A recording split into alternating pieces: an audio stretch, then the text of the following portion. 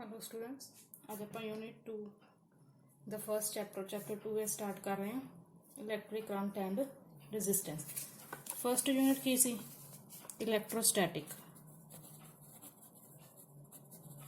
ठीक है, इलैक्ट्रोस्टैटिक ही पढ़िए। इलैक्ट्रोस्टैटिक की सी study of charges at rest.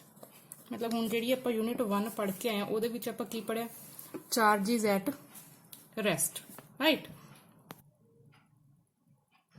ठीक है, तो हुण इस दे विच जिहड़ा सैकेंड चैप्टर है मिस्ट पढ़ रहे सी electric current.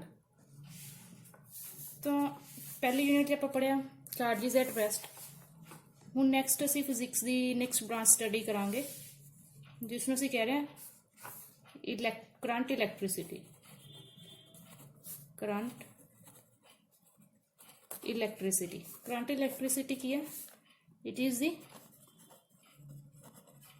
branch of physics which deals with the motion of charges,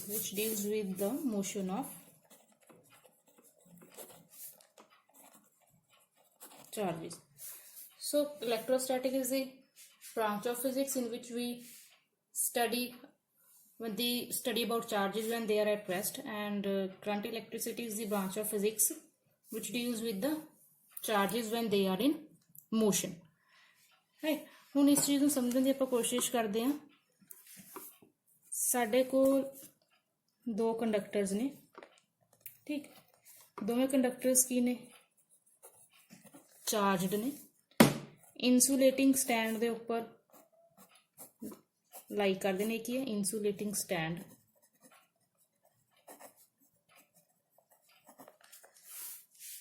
हुण दोवें चार्जड है बट इन्हां दे विच कोई जिहड़ा चार्ज है फ्लो नहीं कर रहा। पर जे असीं इन्हां कंडक्टर्स नूं किसी कंडक्टिंग मटीरियल दे नाल मतलब मैटैलिक वायर दे नाल कनैक्ट कर देने तो चार्ज जिहड़ा वो फ्लो करना शुरू कर देगा, राइट। हुण चार्ज तो फ्लो करना शुरू करता। हुण कंडीशन क्या है कि मतलब किस बॉडी तो किस बॉडी वाल जा रहा है। सो चार्ज जिहड़ा फ्लो करेगा, charge will flow from body at higher potential body at lower potential. So charge flow करेगा from the body at higher potential to body at lower potential. So charge जेड़ा body at higher potential to body at lower potential flow करेगा। हुण जेड़ा charge उदों तक flow करेगा जो तक दोवां बॉडीज विच पोटेंशियल डिफरेंस मेनटेन है। जो पोटेंशियल सेम हो गया तो चार्ज जेड़ा फ्लो करना बंद कर देगा। हुण क्योंकि चार्ज फ्लो कर रहा, so flow of charge it will constitute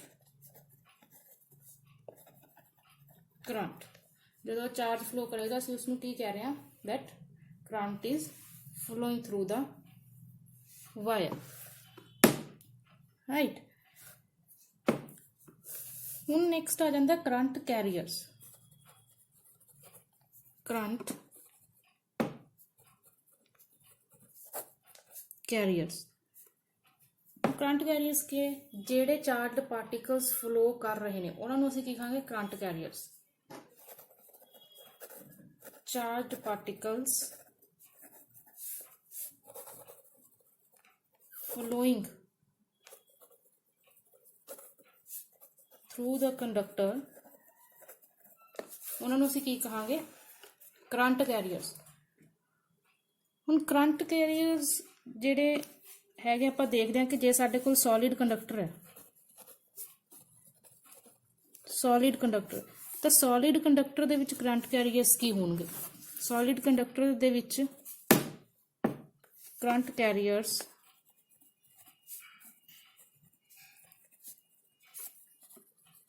in solid conductor are valence electrons. Solids ਦੇ ਵਿੱਚ ਜਿਹੜੇ ਵੈਲੈਂਸ ਇਲੈਕਟ੍ਰੋਨਸ ਨੇ ਉਹ ਕਰੰਟ ਕੈਰੀਅਰਸ ਹੋਣਗੇ। ਹੁਣ ਜਦੋਂ ਐਕਸਟਰਨਲ ਇਲੈਕਟ੍ਰਿਕ ਫੀਲਡ ਅਸੀਂ ਅਪਲਾਈ ਕਰਾਂਗੇ, ਐਕਸਟਰਨਲ ਇਲੈਕਟ੍ਰਿਕ ਫੀਲਡ ਜਦੋਂ ਅਸੀਂ ਅਪਲਾਈ ਕਰਾਂਗੇ ਤਾਂ ਜਿਹੜੇ ਵੈਲੈਂਸ ਇਲੈਕਟ੍ਰੋਨਸ ਨੇ ਡੈਫੀਨੇਟ ਡਾਇਰੈਕਸ਼ਨ ਦੇ ਵਿੱਚ ਫਲੋ ਕਰਨਾ ਸ਼ੁਰੂ ਕਰ ਦੇਣਗੇ, ਤਾਂ ਉੱਥੋਂ ਸਾਨੂੰ ਕੀ ਮਿਲੇਗਾ? Electric current, right. ਫਿਰ ਨੈਕਸਟ ਆ ਜਾਂਦਾ ਹੈ ਕਰੰਟ ਕੈਰੀਅਰਸ। ਕਰੰਟ ਕੈਰੀਅਰਸ ਮੈਂ C ਡਾਟ C ਦੇ ਨਾਲ ਸ਼ੋ ਕਰ ਰਹੀ ਹਾਂ। Current carriers in liquid. Liquids ਵਿੱਚ ਕਰੰਟ ਕੈਰੀਅਰਸ ਕੀ ਹੋਣਗੇ? Positively and negatively charged ions. Liquid ਦੇ ਵਿੱਚ ਮਤਲਬ ਮੰਨ ਲਓ ਕਿ ਜਿਹੜੇ ਇਲੈਕਟ੍ਰੋਲਾਈਟ ਹੈ, ਇਲੈਕਟ੍ਰੋਲਾਈਟ ਲਾਈਕ NaCl, ਤਾਂ ਇਸ ਦੇ ਵਿੱਚ ions Na+ and Cl-। So these positively and negatively charged ions are current carriers in liquids. ਉਸ ਤੋਂ ਬਾਅਦ ਆ ਜਾਂਦਾ ਹੈ current carrier in gases। ਵੈਸੇ ਤਾਂ ਜਿਹੜੀਆਂ ਗੈਸਿਸ ਨੇ they are insulators of electricity, right? But ਜਦੋਂ ਅਸੀਂ potential difference at low pressure apply ਕਰਾਂਗੇ ਗੈਸ ਤੇ ਤਾਂ ਗੈਸ ਆਇਓਨਾਈਜ਼ ਹੋ ਜਾਏਗੀ। ਮੈਂ ਕਹਿ ਰਹੀ ਹਾਂ ਕਿ ਜਿਹੜੀ ਗੈਸ ਹੈ, gas will be ionized by applying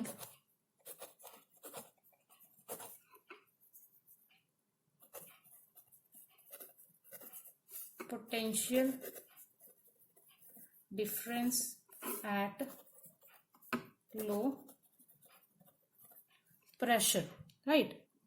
So gas ਜਿਹੜੀ ਉਹ आयनाइज हो जाएगी ਜਦੋਂ ਅਸੀਂ ਉਸਨੂੰ हाई potential difference ਅਪਲਾਈ ਕਰਾਂਗੇ। ਹੁਣ ਜਿਹੜੇ आयोनाइज्ड गैस molecules ਨੇ they are the current carriers in gas। ਮੈਂ ਕੀ ਕਹਿ ਰਹੀ ਹਾਂ? The ionized gas molecules ਨੇ, ਤੁਸੀਂ ਲਿਖ ਸਕਦੇ ਹੋ ਉਹਨਾਂ ਨੂੰ that positive ions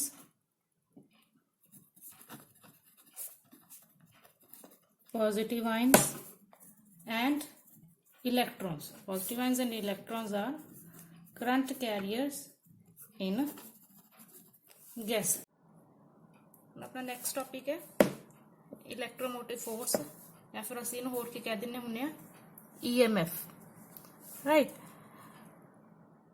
ਸਾਡੇ ਕੋਲ ਕੋਈ ਸਰਕਟ ਕਲੋਜ਼ਡ ਹੈ ਤਾਂ ਉਸ ਕਲੋਜ਼ਡ ਸਰਕਟ ਦੇ ਵਿੱਚ ਕਰੰਟ ਉਦੋਂ ਹੀ ਪੋਸੀਬਲ ਹੈ ਜਦੋਂ ਸੋਰਸ ਆਫ ਐਕਸਟਰਨਲ ਫੋਰਸ ਹੋਏਗਾ। ਉਸ ਸਰਕਟ ਦੇ ਵਿੱਚ source of external force connected ਹੋਏਗਾ। ਸੋਰਸ ਆਫ ਐਕਸਟਰਨਲ ਫੋਰਸ ਦਾ ਮਤਲਬ ਹੈ ਕਿ ਸੋਰਸ ਆਫ એનર્ਜੀ, ਠੀਕ। ਹੁਣ ਜਿਹੜਾ ਇਹ ਸੋਰਸ ਆਫ એનર્ਜੀ ਹੈ ਉਹ ਕਰੰਟ ਕੈਰੀਅਰਸ ਨੂੰ ਫੋਰਸ ਦੇਗਾ, ਤੇ ਜਿਹੜੇ ਕਰੰਟ ਕੈਰੀਅਰਸ ਨੇ ਉਹ ਕਿਸੇ ਡੈਫੀਨੇਟ ਡਾਇਰੈਕਸ਼ਨ ਦੇ ਵਿੱਚ ਮੂਵ ਕਰਨਗੇ।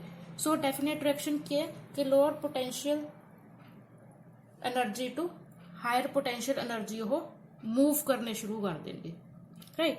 ਤਾਂ ਹੁਣ ਜਿਹੜੀ ਇਹ ਐਕਸਟਰਨਲ ਫੋਰਸ ਹੈ ਜਿਸ ਦੇ ਕਰਕੇ ਚਾਰਜ ਕੈਰੀਅਰਸ ਮੂਵ ਕਰ ਰਹੇ ਨੇ ਡੈਫੀਨੇਟ ਡਾਇਰੈਕਸ਼ਨ ਦੇ ਵਿੱਚ, ਤਾਂ ਅਸੀਂ ਉਸ ਫੋਰਸ ਨੂੰ ਕੀ ਕਹਿੰਦੇ ਆ? ਇਲੈਕਟ੍ਰੋਮੋਟਿਵ ਫੋਰਸ। ਜਾਂ ਫਿਰ ਤੁਸੀਂ ਇਸ ਨੂੰ ਹੋਰ ਕਿਸ ਤਰੀਕੇ ਨਾਲ ਡਿਫਾਈਨ ਕਰ ਸਕਦੇ ਹੋ? that it is a maximum work done in taking a unit charge once around the closed circuit। ਠੀਕ, ਇਹ ਜਿਹੜਾ ਯੂਨਿਟ ਚਾਰਜ ਹੈ ਉਸ ਨੂੰ ਕਲੋਜ਼ਡ ਸਰਕਟ ਦੇ ਵਿੱਚ ਇੱਕ ਵਾਰ ਰਾਉਂਡ ਲਗਾਉਣ ਵਾਸਤੇ ਕਿੰਨਾ ਮੈਕਸਿਮਮ ਵਰਕ ਕਰਨਾ ਪਏਗਾ, ਉਸ ਨੂੰ ਅਸੀਂ ਕੀ ਕਹਿ ਰਹੇ ਹਾਂ? ਇਲੈਕਟ੍ਰੋਮੋਟਿਵ ਫੋਰਸ। ਤੇ ਹੁਣ ਜਿਹੜਾ ਅਸੀਂ ਕਹਿ ਰਹੇ ਹਾਂ ਕਿ ਸੋਰਸ ਆਫ ਐਕਸਟਰਨਲ ਫੋਰਸ, ਜਾਂ ਅਸੀਂ ਕਹਿੰਦੇ ਸੋਰਸ ਆਫ એનર્ਜੀ, ਉਸ ਨੂੰ ਅਸੀਂ ਜੈਸੇ ਕਹਿ ਲਓ ਕਿ ਸੋਰਸ ਆਫ EMF, ਠੀਕ। It may be cell, may be battery ਔਰ ਅ ਜਨਰੇਟਰ। ਸੋ ਇੱਥੇ ਆਪਾਂ ਲਿਖ ਲੈਂਦੇ ਹਾਂ that source of EMF, it may be a cell, may be a battery, may be a generator, right। फिर आ जाता है EMF ऑफ ए सेल। ठीक, हुण ये वाला सर्किट है open circuit, right, this is a open circuit and this one is closed circuit, right। ਹੁਣ open circuit किवें है कि इत्थे जिहड़ी की सर्किट दे विच इंसर्ट कीती हुई है दैट इज ओपन। ठीक, इत्थे की नूं मैं क्लोज कर रही हाँ तो सर्किट की हो रहा है क्लोज्ड सर्किट।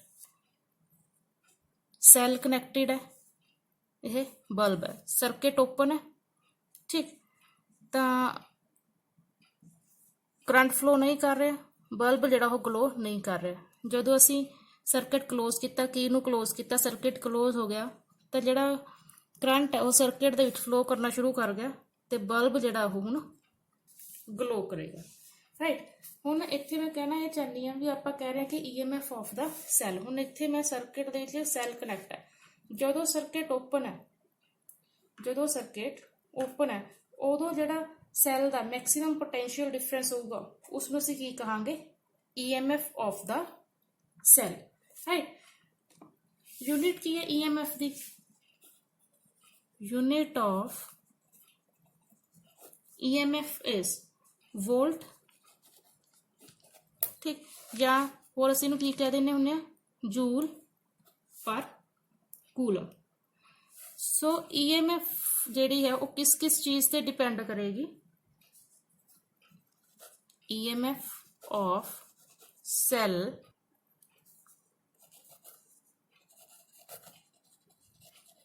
डिपेंड्स अपॉन, किस किस चीज़ से डिपेंड करिए कि नेचर ऑफ इलेक्ट्रोड्स किवें दी है, depends on nature of electrodes, right, nature and concentration of electrolyte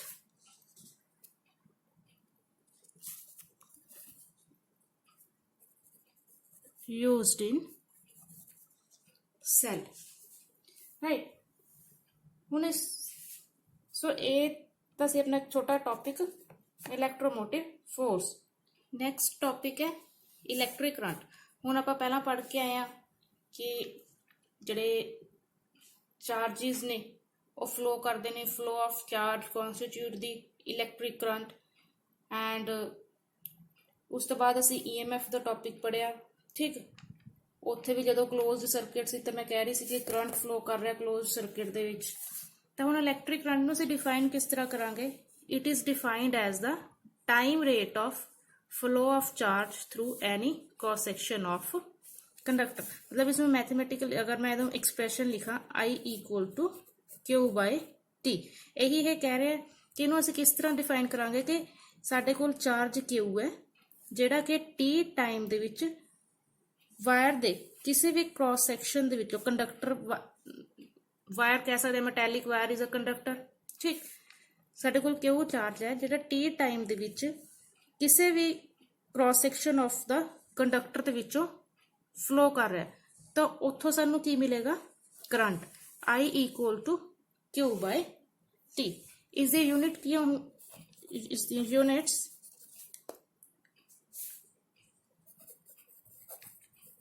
current की यूनिट की है एम्पीयर, तो एम्पीयर जिहड़ी है प्रैक्टिकल यूनिट भी है करंट की। So 1 ampere is equal to charge 1 coulomb time 1 second. So 1 ampere is equal to 1 coulomb per second, right। So हुण आपां जिहड़ा करंट फ्लो कर रहा करंट थ्रू द वायर उसनूं 1 एम्पीयर आपां देखें ना 1 ampere is equal to 1 coulomb per second. हुण असीं इसनूं डिफाइन किवें करांगे, current through the wire is said to be 1 ampere. मतलब असीं 1 एम्पीयर उस करंट नूं कहांगे जदों if 1 coulomb of charge is flowing per second. कहते हर सैकेंड दे विच हर 1 सैकेंड पिछे पर सैकेंड दे विच 1 कूलम ऑफ चार्ज जिहड़ा वो फ्लो कर रहा through the section of wire. So current is said to be 1 ampere. Current ਨੂੰ ਅਸੀਂ 1 ਐਂਪੀਅਰ ਉਦੋਂ ਕਹਾਂਗੇ ਜਦੋਂ 1 ਕੂਲਮ ਆਫ ਚਾਰਜ 1 ਸੈਕਿੰਡ ਦੇ ਵਿੱਚ ਫਲੋ ਕਰੇਗਾ through a section of wire. ਉਸ ਤੋਂ ਬਾਅਦ ਆ ਜਾਂਦੀ ਹੈ direction of current. Direction of current. So by convention असी की लैने आ, by convention direction of flow of positive charge gives the direction of current. ਅਸੀਂ ਬਾय ਕਨਵੈਂਸ਼ਨ ਕੀ ਲੈਨੇ ਆ ਕਿ ਜਿਸ ਡਾਇਰੈਕਸ਼ਨ ਦੇ ਵਿੱਚ ਪੋਜ਼ਿਟਿਵ ਚਾਰਜ ਫਲੋ ਕਰ ਰਿਹਾ ਹੈ ਉੱਥੋਂ ਸਾਨੂੰ ਕੀ ਮਿਲ ਰਹੀ ਹੈ, ਡਾਇਰੈਕਸ਼ਨ ਆਫ ਕਰੰਟ। ਇਸ ਚੀਜ਼ ਨੂੰ ਸਮਝਣ ਵਾਸਤੇ ਮੈਂ ਡਾਇਗਰਾਮ ਡਰਾ ਕਰ ਰਹੀ ਹਾਂ। ਇੱਕ ਕੰਡਕਟਰ ਲੈ ਰਹੇ ਹਾਂ A B,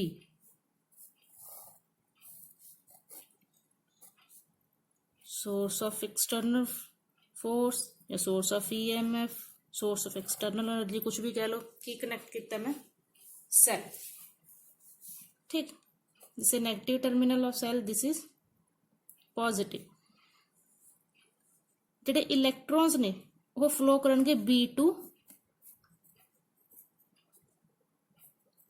A side वाल। So electrons will flow from side B to side A of conductor.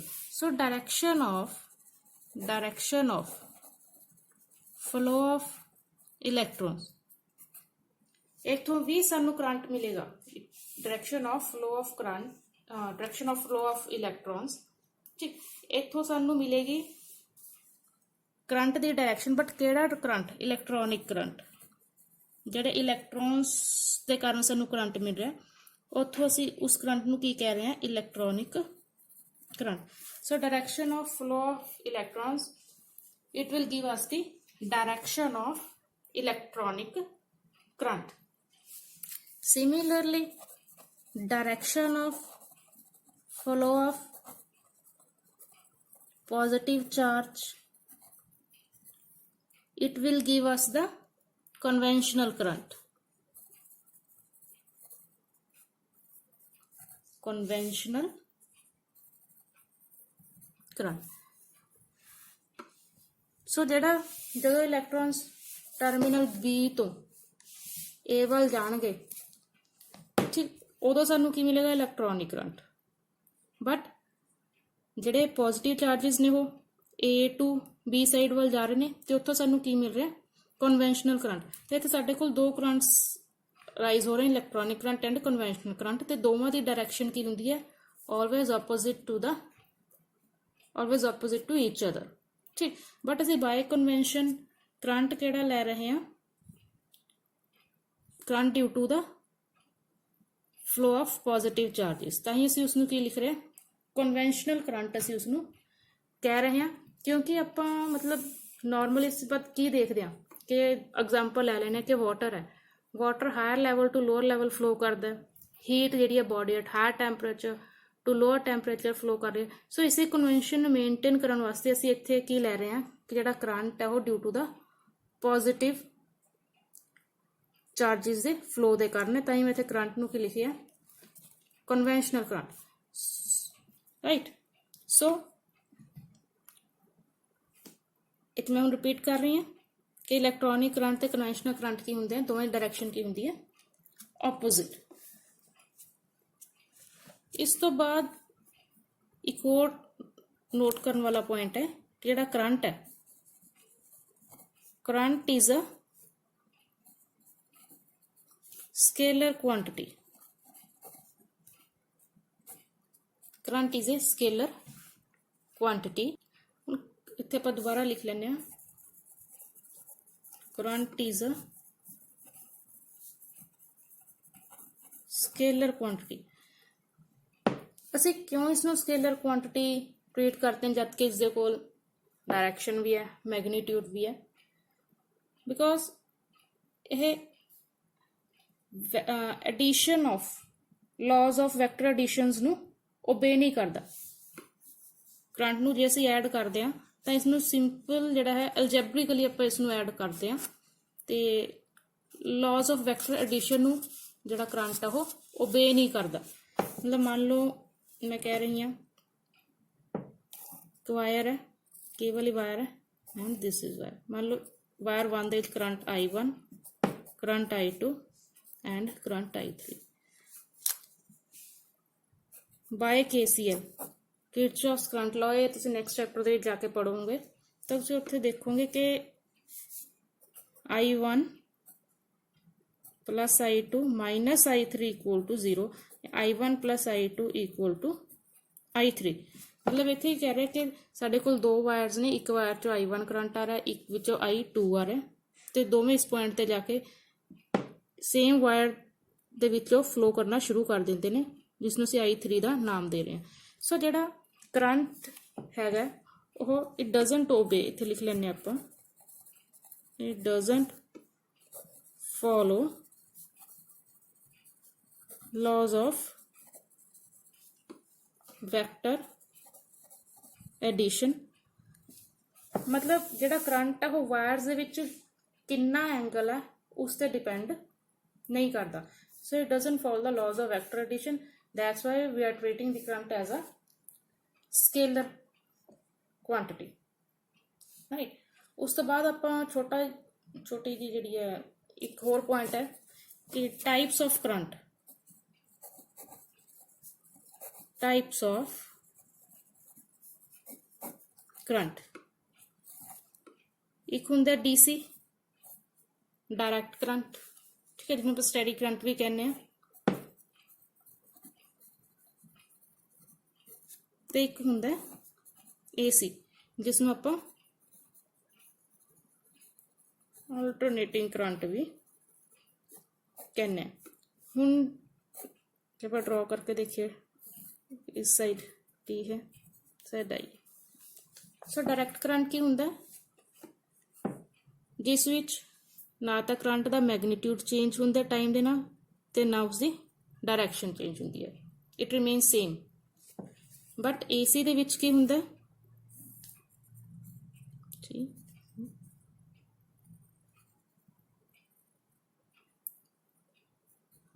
AC दे विच करंट का मैगनीट्यूड कॉन्टीन्यूसली चेंज हुंदा टाइम दे नाल एंड डायरैक्शन जिहड़ी है वो पीरियडिकली चेंज हुंदी है, हाफ साइकिल बाद जिहड़ी डायरैक्शन है वो चेंज हो जाती है। So AC types of current. Thank you.